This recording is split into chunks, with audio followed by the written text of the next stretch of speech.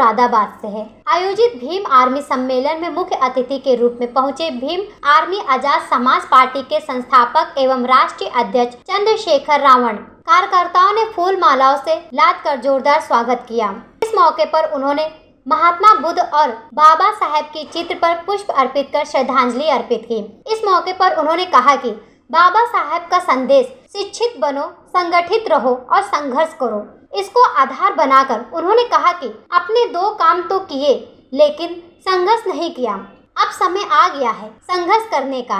PM Modi 8 सालों में 16 करोड़ रोजगार नहीं दे पाए और विदेश से चीते लाकर उनकी आवभगत में लगे हैं। काला धन नहीं लाए, प्रधानमंत्री आवास में मनमानी हुई।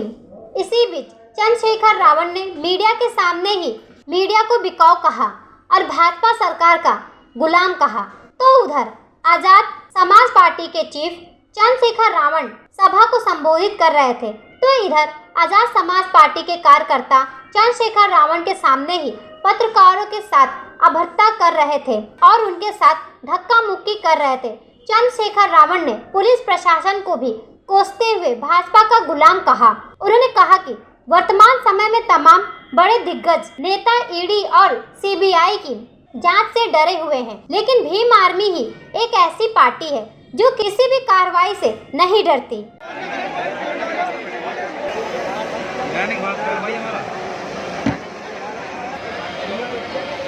मैं आपसे कुछ अनुरोध करूं कि बात करने से उपस्थित है। साथियों, आपकी संख्या ही उत्तर प्रदेश ही नहीं भारत में बहुत है और जहां तक मैं समझता हूं, महापुरुषों ने जब अपने जीवन का अमूल्य समय आंदोलन में दिया तो उनकी इच्छा शक्ति थी कि जिस दिन हमारे लोग अपनी गुलामी की बेड़ियां काटने के लिए, अपने बुनियादी अधिकार प्राप्त करने के लिए, अपनी समस्याओं को खत्म करने के लिए मैदान में उतरेंगे, अपनी वोट की वैल्यू को समझेंगे, उस दिन इस प्रदेश में और देश में शोषित वर्ग के लोगों का राज आएगा। आज इस डबल इंजन की सरकार में, जो उत्तर प्रदेश में भी है और केंद्र में भी, कमजोर वर्ग के लोग और ज्यादा कमजोर हुए, उनके साथ जुल्म जाति ने अत्याचार बढ़ा है। अगर मैं बात करूं बाबा साहब अम्बेडकर की, तो बाबा साहब अम्बेडकर ने कहा शिक्षित बनो, संगठित रहो, संघर्ष करो। मैं अपने नौजवान साथियों से अपील करूंगा कि वो मेरी इस बात पे गौर करें। हम लोग शिक्षित भी हुए, संगठित भी हुए, लेकिन हमें संघर्ष किस लिए करना था? जब बाबा साहब अम्बेडकर ने कहा कि संघर्ष करो, तो उनका इशारा ये था कि सत्ता के लिए संघर्ष करो, इस देश की राज व्यवस्था पे काबिज होने के लिए संघर्ष करो। उनका इशारा ये था कि पॉलिटिक्स का मास्टर की राजनीतिक सत्ता की चाबी अपने हाथ में लेने के लिए संघर्ष करो। और हम लोग संघर्ष करते हैं रोटी कपड़ा मकान के लिए। मैं मानता हूं जिनकी सरकार होती है उनके समुदाय को रोटी कपड़ा मकान की लड़ाई कभी नहीं लड़नी पड़ती। बाबा साहब अम्बेडकर स्पष्ट इशारा करके गए कि राजनीति में भागीदारी से होगा। आप ये तय करें मानसिक गुलामी को छोड़ के कि आपका हाथ ऐसे होना चाहिए देश में या ऐसे होना चाहिए। अगर ऐसे होना चाहिए तो उसके लिए आपको काबिलियत पैदा करनी पड़ेगी और जो नालायकी हमारे अंदर है उसको हमें खत्म करना पड़ेगा।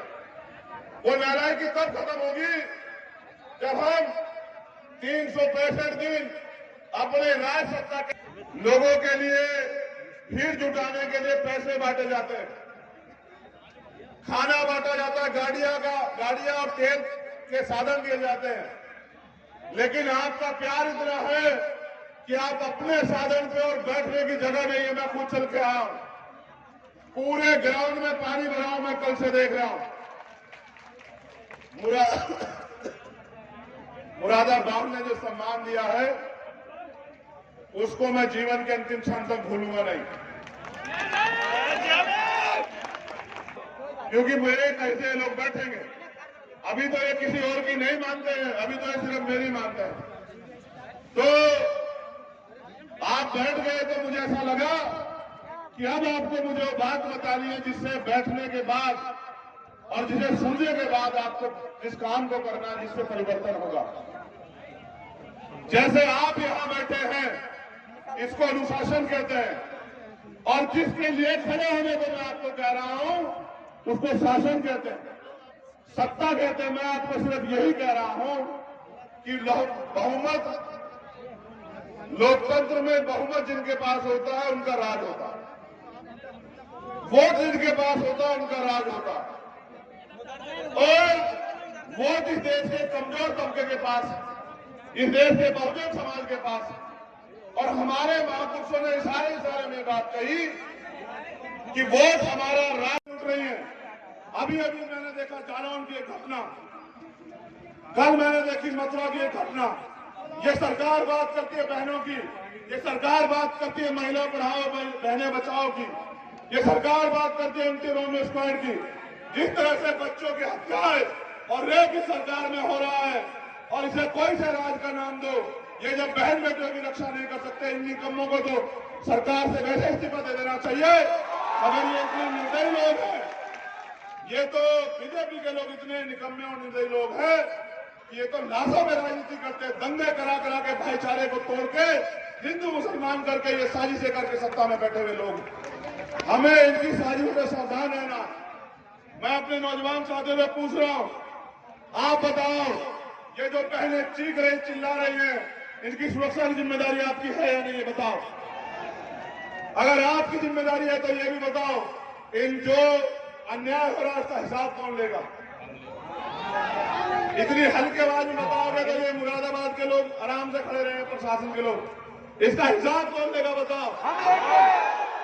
इस बार अगर किसी बहन की अस्मत पे हाथ डाले कोई, इस बार अगर यहाँ किसी बहन को बेइज्जत किया जाए तो यहाँ के डीएम और एसएसपी कार्यालय में इसी संख्या में जाना, इसी संख्या में जाना।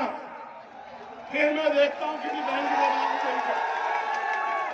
जब आप इतनी संख्या में वहां जाकर बैठोगे तब इनको एहसास होगा, तब ये नींद से जाएंगे, इनको समझ आएगी बच्ची कितनी कीमती होती है, बहनें कितनी कीमती होती है, तब इनको समझ आएगा।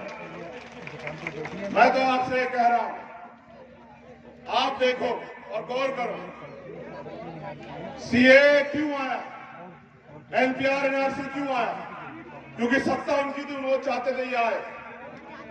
आप चाहते हैं निजीकरण रुक जाए, आप चाहते हैं बेरोजगारी खत्म हो गया। जो है बेरोजगारी में इतने बड़े नंबर पे जा रहा है, इसका जवाब कब दोगे? जब जिस देश का मीडिया बिकाऊ हो जाए उस देश की जनता पर विद्रोह कर देना चाहिए। ये लोकतंत्र है। आज का विद्रोह, आज का विद्रोह इसी, क्योंकि हम अपना काम जिम्मेदारी से नहीं कर रहे।